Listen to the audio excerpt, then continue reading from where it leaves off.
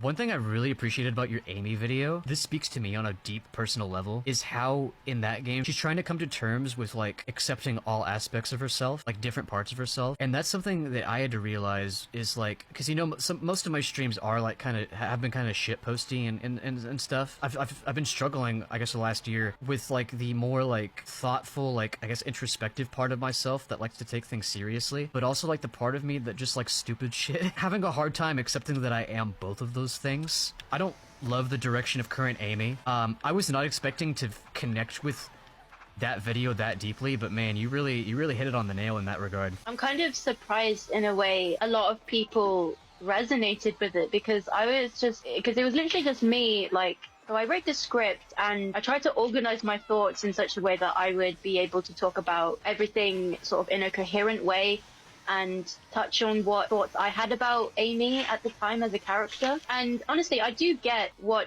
fans say about like the current Amy just not having that spunk that she had, like maybe in the early 2000s and things. I totally get that. But then equally, I also think like it's quite interesting to see this side of her that's more sort of mellowed out and just sort of trying to come to terms with things. I do think it'd be really interesting, at least the way I think they should handle it moving forward, is if moving forward her characterization post-Frontiers, after she's had a lot of that character development, is her kind of like becoming like a balance of the two different types of Amy's.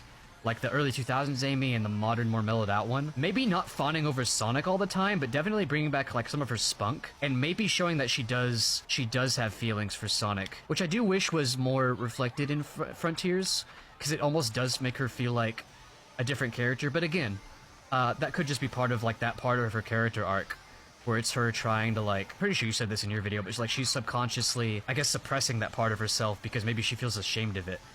Because I think a lot of people feel that way when they're starting to grow up, is maybe they feel ashamed of how they used to act. Even if, like, you know, whether or not the way they used to act was bad or not, I think we all feel insecure like that at some point. Honestly, probably at multiple points throughout our lives. The one sort of portrayal I think I really like of her portrayal in Sonic Boom, the TV show. Yeah, I was just thinking that. Yeah, she clearly has a lot of that spunk coming through. She just speaks what's on her mind, and it's really clear that she is still head over heels for Sonic. Yeah. Like whether it's through subtle hints and things like that. It is a lot more subtle. I do like that. I love how subtle it is. I feel like people don't really talk about the genius of the writing in that TV show. It's so funny. I think it's amazing. Yeah. It's so funny. You could, I mean, you could make a whole video just on Boom Amy. I could, actually. Yeah.